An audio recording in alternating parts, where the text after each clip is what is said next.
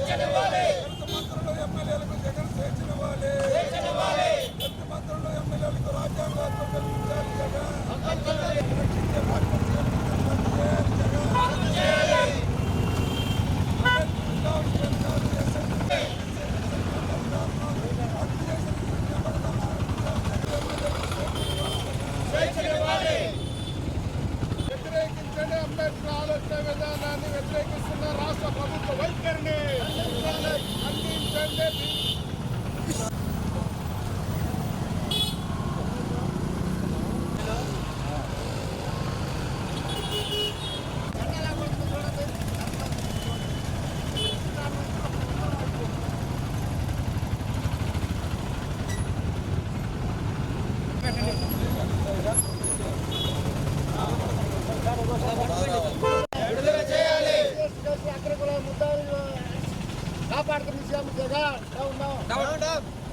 నిధులు విడుదల చేయాలి జగన్.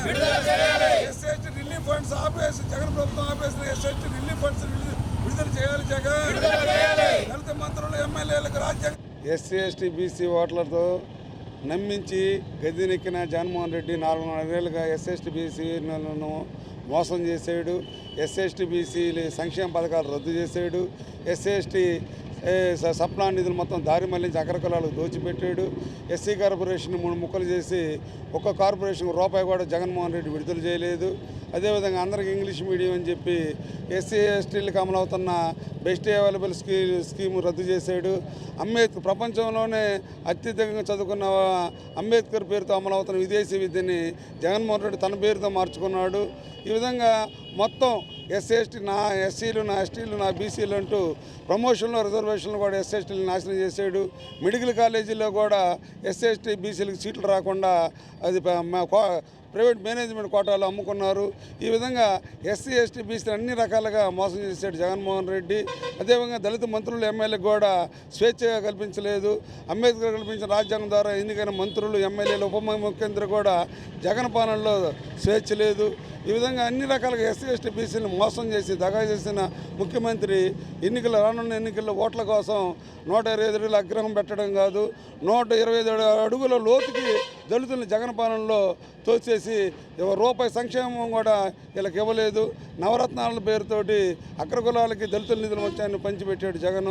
అదేవిధంగా ఎస్ఎస్టీ కేసుల్లో 41 సిఆర్పిసి అమలు చేసి పోలీస్ స్టేషన్లో అగ్రకుల ముద్దాలకి బెయిలిస్తున్న అగ్రకుల రక్ష ప్రభుత్వం జగన్ అమలు చేస్తున్నాడు. కాబట్టి దళితులకు చేస్తున్న మోసాన్ని దళితులు గ్రహించాలని మేము ఈ సందర్భంగా బోటకు అంబేద్కర్ ఆగ్రహవిష్కరణ చేసినందు మాత్రాన ఎస్సీ ప్రజలు ఓటేయరని చెప్పి మేము విశ్వసిస్తున్నాం.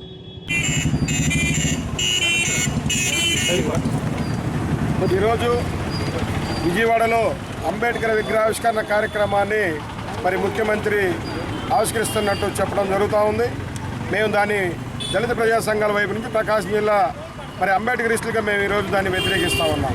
ఎందుకంటే ఈ రాష్ట్రంలో జగన్మోహన్ రెడ్డి ముఖ్యమంత్రి అయినప్పటి నుంచి వ్యవస్థల మొత్తాన్ని నిర్వీర్యం చేసి ఎస్సీ ఎస్టీ సప్లా నిధులు ఎస్సీ కార్పొరేషన్ మొత్తాన్ని కూడా నిర్వీర్యం చేయడంతో పాటు ఈరోజు దళితులకు సంబంధించినటువంటి సుధార్ డాక్టర్ నుంచి మొదలుకుంటే మొత్తం కూడా ఇసుక మాఫియాలు లేకపోతే ల్యాండ్ మాఫియాలు మొత్తం కూడా దళితుల మీద అత్యాచారాలు చేసి ఎస్సీ ఎస్టీ కేసుల్లోనే దళితుల్ని జైలుకు పంపించినటువంటి దుర్మార్గమైన పాలన కొనసాగిస్తూ ఈరోజు అంబేద్కర్ విగ్రహాన్ని ఆవిష్కరిస్తే అతను చేసిన పాపాల పోతాయి అనుకుంటాడేమో, మరి అదేమీ కాదు. ఈరోజు దళితుల తిరుగుబాటుకి ఖచ్చితంగా వచ్చే ఎన్నికల్లో ఖచ్చితంగా జగన్మోహన్ రెడ్డికి గుణపాఠం చెబుతారు. నేను మీ మేనమావనని దళితవాదినని బైబిల్ పట్టుకొని కుటుంబం మొత్తం కూడా పర్యటన చేస్తే మరి అందరూ దళితులు నమ్మి ఓటేశారు. ఈరోజు దళితులకు సంబంధించిన హక్కుల మొత్తాన్ని కూడా కాలరాసి రాజ్యాంగబద్ధంగా ఉన్నటువంటి వ్యవస్థల మొత్తాన్ని కూడా ధ్వంసం చేసి ఈరోజు దళితుల ద్రోహిగా మిగిలిపోయాడు జగన్మోహన్ రెడ్డి అని చెప్పేసి మేము ఈ సందర్భంగా తెలియజేస్తా ఉన్నాను. అంబేద్కర్ విగ్రహ ఆవిష్కరణ చేయడానికి నీకు ఎలాంటి అర్హత లేదని చెప్పేసి ఈ సందర్భంగా మేము ఖండిస్తా ఉన్నాం. ఎలక్టోరల్ అబ్జర్వర్ నిర్వహించిన సమీక్ష సమావేశానికి జిల్లా కలెక్టర్ దినేష్ కుమార్ హాజరై మాట్లాడారు.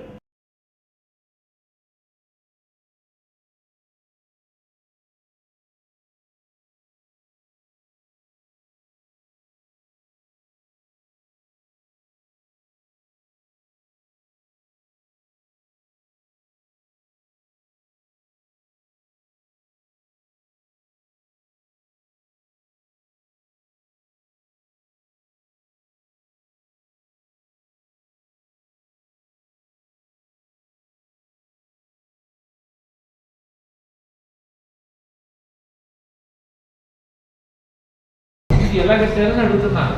57,125 గాను 36,96,96 ఉంటే వాటి ఎంత పర్సెంటేజ్ రేట్ 70 దాకా ఇంతకుముందు 1.4 దేని మీద వచ్చింది, 2.0 మీద పర్సెంటేజ్ ఆఫ్ 4 అంటే వాట్ ఈస్ 4? ఇది టోటల్ కదా 26,57,110లో 18-19 ఉంటోళ్ళు 25 లక్షలు ఎక్కడ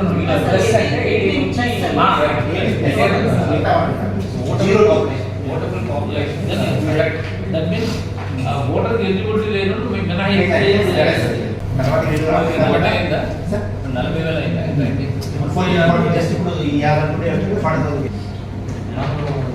ఎందుకంటే నాకు తెలియదు కానీ ఈ సెక్రటరియట్ ఎంప్లాయీస్ మీద ఏదో పొలిటికల్ పోగేస్తున్నారు కానీ they are highly qualified and energetic షోగా రిక్రూట్స్ కదా. సో నేను ఫీల్డ్ చూశాను. వాళ్ళు హౌస్ టు హౌస్ బాగా తిరిగారు, డెత్ కేసులు అన్నీ ఐడెంటిఫై చేశారు, పర్మనెంట్ మైగ్రేషన్ ఐడెంటిఫై చేశారు, తర్వాత ఇంక్లూజన్కి ఎదుర్కొంటున్నాడు కనిపిస్తుంది. ఏమైందంటే గతంలో కంటే బిఎల్ఓ సీట్లు పక్కనే చేశారు పిచ్చి నాకు ఖచ్చితంగా చెప్తున్నారు. కూడా ఓల్డ్ బిఎల్ఓ వస్తుంది, పాత వాళ్ళు ఏం చేసేవాళ్ళు, పాత వాళ్ళు అంటే దాంట్లో ఇప్పుడు నేను కూడా పాత వస్తాను. అప్పుడు వీళ్ళు ఏం చేసేవాళ్ళు అంటే ఆ ఇండికేటర్స్ మెయింటైన్ చేసేవాళ్ళు. మరి కరెక్ట్ 4% దాటకూడదని కొన్ని ఇన్క్లూజన్స్ని రిస్ట్రిక్ట్ చేసేసేవాళ్ళు. అట్లాగే 2% దాటితే కొన్ని 10% వదిలేసేవాళ్ళు. డిగ్రీషన్స్ దాటలేదు అనుకునేవాళ్ళం. ఏమైంది మొత్తం ఒక రకంగా చెప్పారంటే కాబట్టి వేశారు అనమాట. వాళ్ళు నాలెడ్జ్ ఉంది లోపల అన్ని పట్టుకునేసారు. సో ఆ ఇండికేటర్స్ ఇప్పుడు స్టాండ్ కావు. కరెక్ట్ ఆబ్వియస్లీ వాళ్ళు అనాలిసిస్ చేసి ఇచ్చారు. నెల్లూరు చిత్తూరు అనుకుంటారు, చిత్తూరు జిల్లా ఒక అసెంబ్లీ కాన్స్టిట్యున్సీలో సేమ్ చెప్పు 250 పోలింగ్ స్టేషన్స్. 250 పోలింగ్ స్టేషన్స్లో 90% 4 దాటింది, 90 అన్నింటిలో 2 దాటింది. ఏదో రేర్ అన్నమాట 10% పోలింగ్ స్టేషన్ మాత్రమే ఇది లిమిట్స్ లో. మూడు సంవత్సరాలు కలిపి కొన్ని సందర్భాల్లో ఎలా ఉంటాడంటే మన నాకు తెలిసినంత వరకు ఎలక్షన్ డ్యూటీ లాంటి స్టాట్యూటరీ డ్యూటీ చేసేటప్పుడు rank and bottom right from BLO to ఊరు కూడా తెలిసి తప్పు చేస్తారని నేను అనుకోను. అయితే ఈ సందర్భాన్ని బట్టి మనం చేసే పనిని ఎలా జనాలు చూస్తున్నారనేది ఇక్కడ మ్యాటర్. ఇదే 2023లో జరిగిన యూనియన్లో అప్పుడు ఉత్తరాంధ్ర సెంట్రల్ ఆంధ్ర అటు అనకాపల్లి నుంచి మొదలెట్టి పాలసింగ్ దాకా నేను చూసాను. మీటింగ్ రావడానికి కూడా ఏదో అందరూ వస్తున్నారు రాండ్రబాబు అని చెప్పి బలవంతంగా పట్టుకొచ్చి అక్కడ కూర్చోబెట్టారు. అడిగితే ఇట్లా అట్లా చెప్పారు. మనం పక్కగా చేసాము లేదు. ఎవ్రీ ఇయర్ నా కాన్స్టిట్యున్సీలో బిఎల్ఓస్ అందరినీ పనితీరు దృష్టిలో పెట్టుకొని ఎక్కడ కూడా పొరపాటు లేకుండా చూసుకోవాలి. ఎలక్షన్ డ్యూటీ అంటేనే మనం స్ప్లిట్ అయిపోయి స్ప్లిట్ పర్సనల్ పెట్టాం కదా, స్ప్లిట్ అయిపోయి ఎలక్షన్ డ్యూటీ పట్ల నిబద్ధతతో మనం చేసేవాళ్ళము. At the same time stake holders ఎవరైతే ఉన్నారో మన చుట్టూ వాళ్ళు కూడా ఇంటర్ఫేర్ అయ్యేవాళ్ళు కదా, ఇంక్లూడింగ్ రూలింగ్ పార్టీస్ ఎక్కువగా మన పని మనం చేసుకుని ఇచ్చేవాళ్ళు. అందువల్ల ఎలక్షన్ కమిషన్ కూడా వాళ్ళ పని మనం అటెండ్ అయ్యేటప్పుడు వాళ్ళ పరిధిలో మనం ఉంటాం కాబట్టి మనకు వాళ్ళకు ఎలాంటి గొడవ ఉండేది కాదు. చెప్పాలంటే చాలా మర్యాదపూర్వకంగా మాట్లాడడం అంతా బాగుండేది. కానీ ఏమైందంటే ఎప్పుడైతే మనం బైఫర్కేట్ అయిపోయినామో కొంత ఈ సీన్ మారిపోయినట్టు. బీజేవైఎం జిల్లా ప్రధాన కార్యదర్శి కలం సుబ్బారెడ్డిపై 3 రోజుల క్రితం వైసీపీ గుండాల దాడికి గురై రిమ్స్ ఆసుపత్రి చికిత్స పొందుతున్న సుబ్బారెడ్డిని బీజేవైఎం రాష్ట్ర అధ్యక్షులు మెట్టా వంశీకృష్ణ పరామర్శించారు. ఈ కార్యక్రమంలో ఒంగోలు బీజేపీ అసెంబ్లీ కన్వీనర్ యోగ యాదవ్, బీజేవైఎం జిల్లా అధ్యక్షులు పువ్వాడ దామోదర్, శివాజీ యాదవ్, అశోక్, గుర్రం సత్యనారాయణ, జీవీ రెడ్డి, రాయేష్ తదితరులు బాగున్నారు.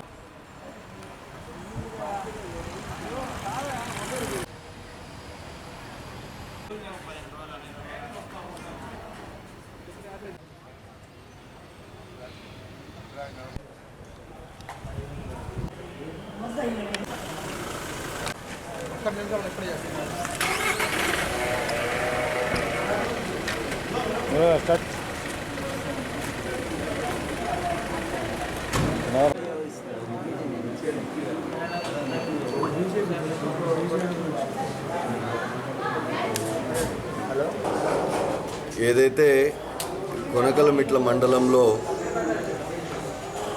బీజేపీ యొక్క యువజన విభాగమైనటువంటి బీజేవైఎం యొక్క జిల్లా ప్రధాన కార్యదర్శి సుబ్బారెడ్డి గారి పైన వైసీపీ యొక్క గూండాలు, ఆ స్థానిక వైసీపీ కన్వీనర్ యొక్క కుటుంబ సభ్యులు, తమ్ముడు, వీళ్ళందరూ ఏదైతే పాత విషయాలని గుర్తుపెట్టుకోండి, అక్కడ ఊర్లో జరిగినటువంటి ఒక మరణం, ఒక హత్య కానీ దానికి సంబంధించిన నష్టపరిహారం ఏదైతే ఆ వైసీపీ వాళ్ళకి సంబంధం ఉన్నటువంటి ఆ మరణం మరియు ఆ మరణించిన వ్యక్తి, ఆ గ్రామస్తుడు కుటుంబం మధ్య జరిగిన మధ్యస్థం ఏదైతే వాళ్ళు ఇవ్వాల్సిన నష్టపరిహారం వాళ్ళు ఏదైతే వైసీపీ వాళ్ళు చెప్పి ఈరోజు కూడా ఇవ్వకపోతే దానిపైన సున్నితంగా ప్రశ్నించినందుకు ఆ మరణించిన గ్రామస్తుడి కుటుంబానికి న్యాయం చేయాలని చెప్పి కోరినందుకు బీజేపీ నాయకుడు సుబ్బారెడ్డి గారి పైన జరిగిన దాడిని భారతీయ జనతా యువ మోర్చా, భారతీయ జనతా పార్టీ తీవ్రంగా ఖండిస్తా ఉన్నాం. అయితే దాడి జరగడం సాధారణం, ఎందుకంటే వైసీపీ గుండాలు ముందు పులివెందుల్లో ఏదైతే ఉన్నిందో ఆ పులివెందుల ఫ్యాక్షన్ ఈరోజు రాష్ట్ర వ్యాప్తంగా ఆ పులివెందుల పంచాయతీలు చేస్తున్నది సర్వసాధారణం అయిపోయింది. కానీ అయితే ఈ విషయంలో కొద్దిమంది పోలీసులు వైసీపీ తొత్తుల్లాగా వైసీపీ కండవాలు వేసుకొని ఏదైతే బిహేవ్ చేస్తూ ఉన్నారో ఆ సుబ్బారెడ్డి గారి ఇంటిలోకి ఆ వైసీపీ గుండాలు చొరబడి అతని పైన హత్యాయత్నం చేస్తే ఏదో నామకే వాస్తు సెక్షన్లు పెట్టి అసలు ట్రెస్ పాసింగ్ కానీ అటెంప్ట్ టు మర్డర్ కానీ పెట్టకుండా ఈ రోజు కూడా వాళ్ళని రిమాండ్కి పంపని ఈ పరిస్థితి ఏదైతే ఉందో ఆ ఫ్యాక్షన్ని వైసీపీ వాళ్ళు కొద్దిమంది పోలీసుల ద్వారానే దీన్ని ప్రోత్సహిస్తున్నారని చెప్పి కూడా మాకు ఇక్కడ ఉన్న ప్రాథమిక సమాచారం మేరకు అర్థమవుతుంది. దీనికి సంబంధించి కంపల్సరీగా పోలీసులు సరి అయిన సెక్షన్లు వాళ్ళని పెట్టి వాళ్ళని రిమాండ్ పెట్టే వరకు భారతీయ జనతా పార్టీ తప్పకుండా దీనిపైన పోరాటం చేస్తుంది. మిగతా పార్టీల్లాగా కార్యకర్తల్ని అవసరానికి పార్టీలకు వాడుకొని వాళ్ళకి ఏదో మద్యమో బిర్యానీనో లేకుంటే కొద్ది డబ్బులు ఎర్రచూపి వదిలేసుకునే పార్టీ కాదు భారతీయ జనతా పార్టీ. మా పార్టీ యొక్క బూత్ స్థాయి కార్యకర్తకి సమస్య వచ్చినా కూడా రాష్ట్ర వ్యాప్తంగా ఉన్నటువంటి నాయకులే కాకుండా అవసరమైతే జాతీయ స్థాయికుల నాయకులు కూడా అదే గ్రామాన్ని తీసుకొచ్చగలిగిన భారతీయ జనతా పార్టీ కార్యకర్తలకి తప్పకుండా అండగా ఉంటుంది. కాబట్టి రానున్న రోజుల్లోనే ఇక్కడ స్థానిక భారతీయ జనతా పార్టీ మా జిల్లా అధ్యక్షుడు శివారెడ్డి గారు మరియు ఇతరత్ర నాయకులందరితో కూడా చర్చించి కంపల్సరీగా సుబ్బారెడ్డి గారికి న్యాయం జరిగే విధంగా మరియు ఆ వైసీపీ గూండాలు ఎవరైతే ఉన్నారో వాళ్ళకి తగిన శిక్ష పడేలాగా భారతీయ జనతా యువ మోర్చా తప్పకుండా పోరాటం చేస్తారు. కొద్దిమంది ఏదైనా కమ్యూనికేషన్ గ్యాప్ వల్ల కానీ అక్కడ ఉన్నటువంటి వెంటనే వెళ్ళలేకపోయినా వెంటనే మాకు కూడా స్థానిక జిల్లా అధ్యక్షుడు మాకు సమాచారం చేరవేయడం, మేము కూడా వెంటనే అందరం కూడా బయలుదేరడం జరిగినప్పుడు నుంచి పోలీసులతో ఇమ్మీడియట్గా టచ్లోకి వెళ్ళడం, స్థానిక ఎస్పీ గారి దృష్టిలో కూడా తీసుకెళ్ళడం.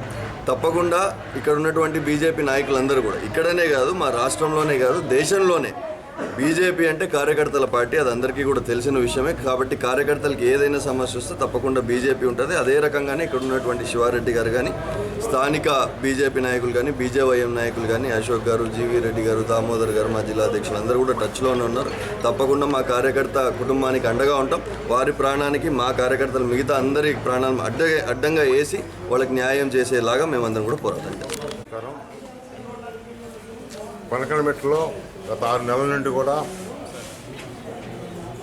మా పార్టీ కార్యకర్తను ఒక అతను కోల్పోతే దానికి సుబ్బారెడ్డి దానికి మద్దతుగా ఉన్నాడని, మరి ఆ రోజు వాళ్ళు మాట్లాడుకునే విధంగా అధికార పార్టీ వాళ్ళు దాన్ని చేయకపోవటం వల్ల కేవలం వైసీపీ గోండాలు ఈ అరాచక ప్రభుత్వం సుబ్బారెడ్డిని అంతమొందించాలనే లక్ష్యంతో మరి ఆ రోజున కనుమ పండుగ రోజు అన్నం తినేటువంటి వ్యక్తి మీద వాళ్ళ భార్య ఇతర కుటుంబ సభ్యులు చూస్తుండగానే దాడి చేశారంటే ఇంత అరాచక పరిపాలన గతంలో ఎప్పుడు లేదు. కాబట్టి ఎలక్షన్స్ దగ్గరకు వస్తుంది కాబట్టి ఇంకా ఇలాంటి అరాచకాలు ఇంకా చాలా జరుగుతాయి.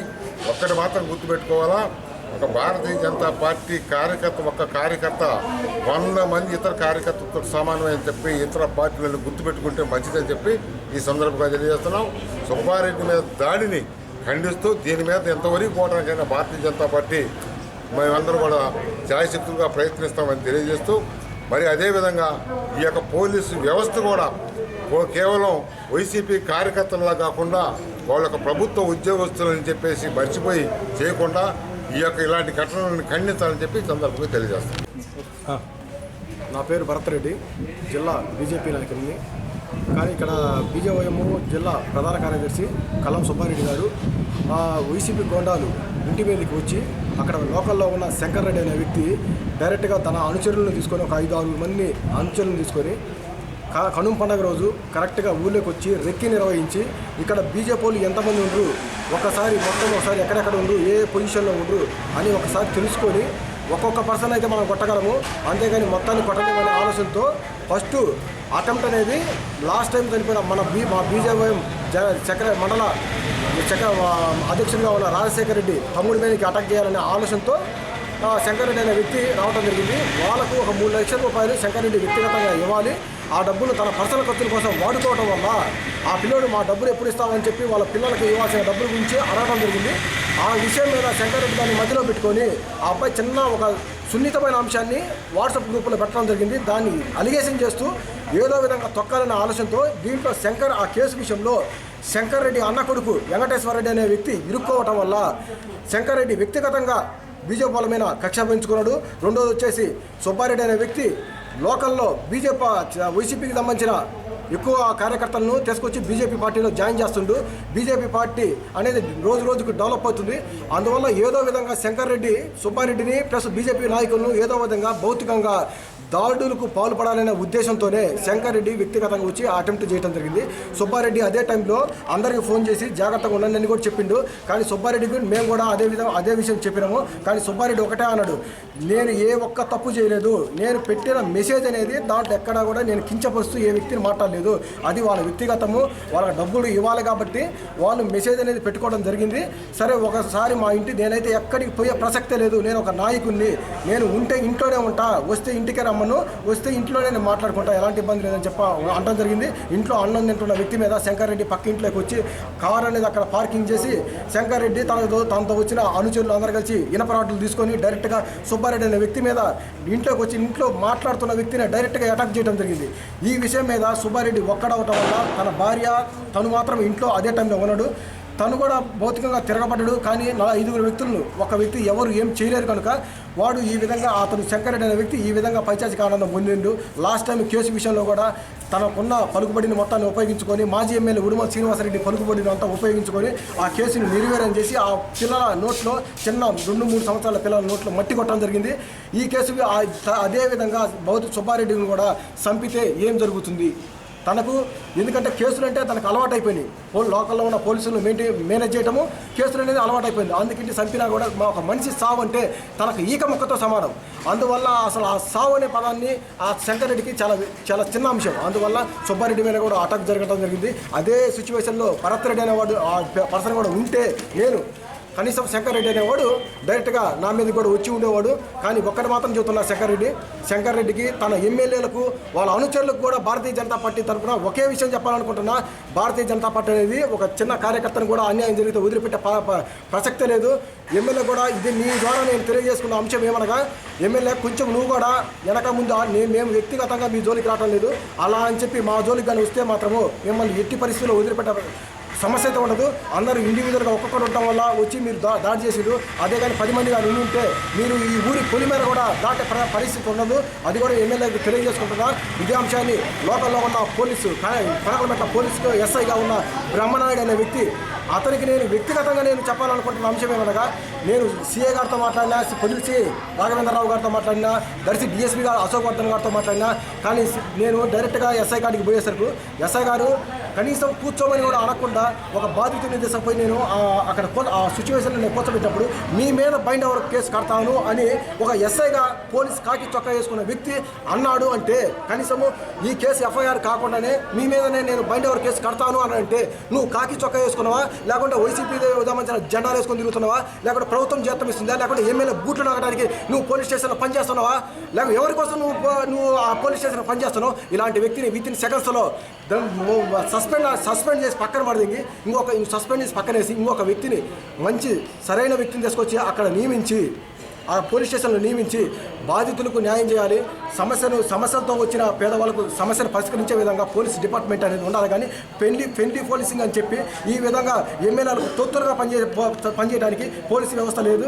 పోలీసు వ్యవస్థలో ఉన్న కొంతమంది వ్యక్తులే ఇలాంటి అరాచకాలకు పాల్పడుతుండ్రు. బ్రహ్మనాయుడు అనే వ్యక్తిని వితిన్ సెకండ్స్లో ఎస్పీ గారు చర్యలు తీసుకొని, పై అధికారులు చర్యలు తీసుకొని సస్పెండ్ ఆర్డర్లో కూర్చోబెడితేనే నెక్స్ట్ ఏదైనా ఒక పోలీస్ ఆఫీసర్ అయినా కానీ బాధితులకు మేము న్యాయం చేయకుంటే మాకు పై అధికారుల నుంచి మాకు మాకు ఇబ్బందికరమైన వాతావరణం ఏర్పడుతుందని చెప్పి ఇంకొక వ్యక్తి కూడా నమ్మే అవకాశం ఉంటుంది తప్ప ఇదే అరాచకమైన పరిపాలన చేస్తే మాత్రము రానున్న రోజుల్లో సరే ఎప్పుడు గవర్నమెంట్ అనేది ఎప్పుడు ఒకే రకంగా అందరికి చుట్టమేం కాదు.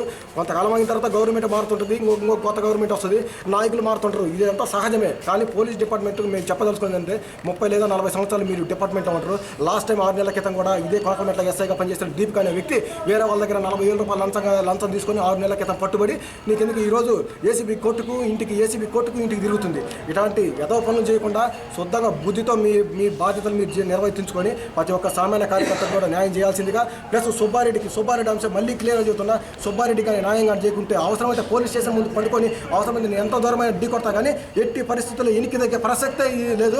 శంకరెడ్డి అనే వ్యక్తి మళ్ళీ చెబుతున్నా, ఇంకొకసారి నా మనుషుల మీద కనీసం నువ్వు కానీ కన్ను వేస్తే మాత్రం గుర్తుపెట్టుకో, నేను బీజేపీ భారతీయ జనతా పార్టీలో ఉన్నా కాబట్టి సిద్ధాంతం కోసం నేను పనిచేయాలి కాబట్టి ఇప్పటికీ నేను ఉండగా, లేకుంటే నాకున్న పలుకుబడితో నేను కూడా నీ ఇంటికి వస్తే నువ్వు ఇంట్లో కనీసం పెళ్ళాం చేతులతో కనీసం కూర్చునే పరిస్థితి కూడా ఉండదు. కొద్దిగా ఒళ్ళు దగ్గర పెట్టుకొని జాగ్రత్తగా నువ్వు ఉండాలని నేను మనవి చేస్తున్నా. సుబ్బారెడ్డికి మాత్రం ఎట్టి పరిస్థితుల్లో భారతీయ జనతా పార్టీ రక్షించుకుంటుంది. ఇంటి మీదకి వచ్చి ఇంట్లో అన్నం ఎలాంటి తప్పు లేకుండా వచ్చి చేస్తే ఏం కోరుకుంటారా? వాళ్ళు ఒక్కటే చెబుతుండ్రు, మీ వాళ్ళు బీజేపీ కొంచెం మేము అవసరమైతే ఉంటామో కొడతామో మేము చూసుకుంటామంటుంది. ఏం తప్పు చేసిండు? ఎందుకు అడగరన్నా? ఇది పార్టీ విషయం కాకుండా ఎందుకంటే ఇది పార్టీ విషయమే. వాడేమైనా తప్పు చేసి ఇంకోటి ఏదైనా వాడు సొంత పర్సనల్ అంతం కాకుండా బీజేపీ నాయకత్వం అనేది సరే అందరికి ఇన్ఫర్మేషన్ కమ్యూనికేట్ కావడానికి కొంచెం టైం పట్టింది. అందువల్ల ప్రజెంట్ ఇప్పుడు స్పందించినందుకు మాకు చాలా ఆనందకరంగానే ఉంది. ఖచ్చితంగా శంకరెడ్డి అనే వ్యక్తి మీద అటెంప్ట్ మర్డర్ కేసు ప్లస్ 307 అనేది ఓపెన్ చేయించేదాకా మేమైతే వదిలిపెట్టే ప్రసక్తి లేదు. బీజేపీ నాయకత్వం మాత్రం ములాఖాతు లేకుండా అందరూ కూడా స్పందించారు. అందరూ కూడా హాస్పిటల్కి రావడం జరిగింది. సుబ్బారెడ్డి గారిని పరామర్శించడం జరిగింది. విజయవాడలోని సరత్ మైదానంలో జరిగే అంబేద్కర్ విగ్రహ ప్రారంభోత్సవానికి ఒంగోలు నుండి వైసీపీ శ్రేణులు పెద్ద ఎత్తున తరలి వెళ్ళారు. స్థానిక జిల్లా పార్టీ కార్యాలయం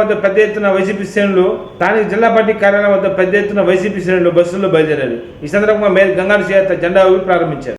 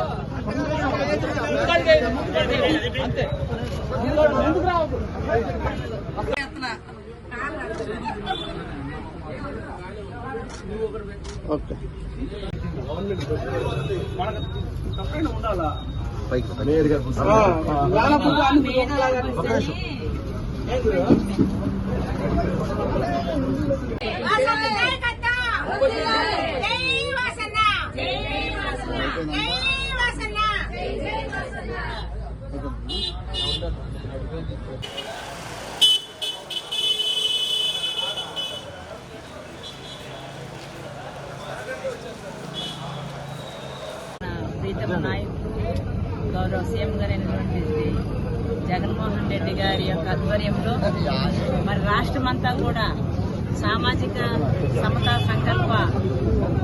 సంకల్పానికి మరి ప్రతి జిల్లా నుంచి కూడా మరి భారీ ఎత్తున తరలి వెళ్ళడం జరుగుతుంది. మరి 125 అడుగుల ఎత్తైన విగ్రహాన్ని ప్రపంచంలో ఎక్కడ లేనటువంటి విధంగా మరి ఈ రోజు 400 కోట్ల రూపాయలు వెచ్చించి మరి అంత పెద్ద విగ్రహాన్ని విజయవాడ నడిపొట్టున మరి పెట్టడం అనేది నిజంగా మరి ఒక చారిత్రాత్మకమైన సంగతి. ఎందుకంటే బడుగు బలహీన వర్గాల ఆశాజ్యోతి అయినటువంటి మరి అంబేద్కర్ గారు మరి భారత రాజ్యాంగం ద్వారాగానే కాకుండా మరి ప్రజలందరికీ కూడా మరి వారు ఇంకా మహిళలను కూడా వృత్తిపరిచే విధంగాను వారి రాజ్యాంగంలో పొందుపరచడం జరిగింది. మరి బడుగు బలహీన వర్గాలు వెనకబడిన వాళ్ళు సమాజంలో ఒక గుర్తింపు కోసం మరి సమాజ స్థాపన కోసం వారు చేసిన కృషి దీక్ష పట్టుదల కోసం మరి వారు చేసినటువంటి యొక్క భారత రాజ్యాంగాన్ని అంతేకాకుండా దాన్ని ఆదర్శంగా తీసుకున్నట్టు మన జగన్మోహన్ రెడ్డి గారు మరి వారి గౌరవార్థమై నిర్మించినటువంటి యొక్క మరి 125 అడుగుల విగ్రహాన్ని మరి గత ప్రభుత్వాలు 125వ సంవత్సరం పుట్టినరోజు సందర్భంగా మరి విగ్రహ ఆవిష్కరణ చేస్తామని చెప్పి మాయ మాటలు చెప్పి ప్రజలు నమ్మించి మరి ఎస్సీలుగా పుట్టడానికి ఎవరన్నా ఇష్టపడతారా అనే ఒక మరి మాటలు మాట్లాడంటే మరి వెనకబడిన తరగతుల వారి మీద వారికి ఉండే అభిప్రాయం ఈ సందర్భంగా మనం గుర్తు చేసుకోవాల్సిన అవసరం ఎంతైనా ఉంది. కానీ జగన్మోహన్ రెడ్డి గారు నా ఎస్సీలు, నా బీసీలు, నా మైనార్టీలు అంటూ మనకి ఎంతో గౌరవాన్ని ప్రాధాన్యత ఇస్తూ దానికి గుర్తింపుగా మరి ఈ రోజు మన అందరి యొక్క ఆశాజ్యోతి అయినటువంటి మరి అంబేద్కర్ గారి యొక్క విగ్రహాన్ని ఆవిష్కరించడం అనేది దానికి మరి ప్రజలందరూ కూడా పెద్ద ఎత్తున తరలి వెళ్ళడం అనేది చాలా సంతోషం. ఈ సందర్భంలో మరి మన ప్రకాశం జిల్లా మరి పార్టీ ఆఫీస్ నుంచి ఈ రోజున మరి దాదాపుగా ఒక నగరంలో నుంచే 20 బస్సులు మరి దాదాపు ఒక్కొక్క బస్సులో 45 మంది చెప్తున్నా మరి 20 బస్సుల నుంచి ఈ ఒక్క ఒంగోలు నగరం నుంచి వెళ్తున్నారు.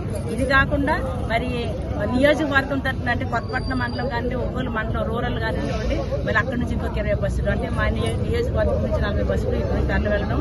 అలాగే పెద్ద ఎత్తున అందరూ కూడా ఇక్కడ నుంచి వెళ్ళి ఒక యూనిటీ అనేది ఉంది అని చెప్పడానికి అలాగే మరి బాలినేని శ్రీనివాస్ గారి నాయకత్వంలో ఎప్పుడు కూడా ఈ యొక్క నియోజకవర్గం కానివ్వండి ఈ జిల్లా కానివ్వండి ఏకతాటి మీద ఉంటారు అనే ఒక సూచన అందరికీ తెలియజేసే విధంగా మరి ఇక్కడ నుంచి పార్టీ ఆఫీస్ నుంచే కూడా ఈ బస్సులని మరి తీసుకెళ్లడం అనేది అందరినీ కూడా అభినందిస్తూ ఈ యొక్క కార్యక్రమాన్ని ఇంకా మిగిలిన వాళ్ళందరూ కూడా భారీ ఎత్తున తరలి వచ్చి ప్రోగ్రామ్ ని సక్సెస్ చేయవలసిందిగా కోరుతూ ఈ వార్త సమాప్తం. నమస్కారం.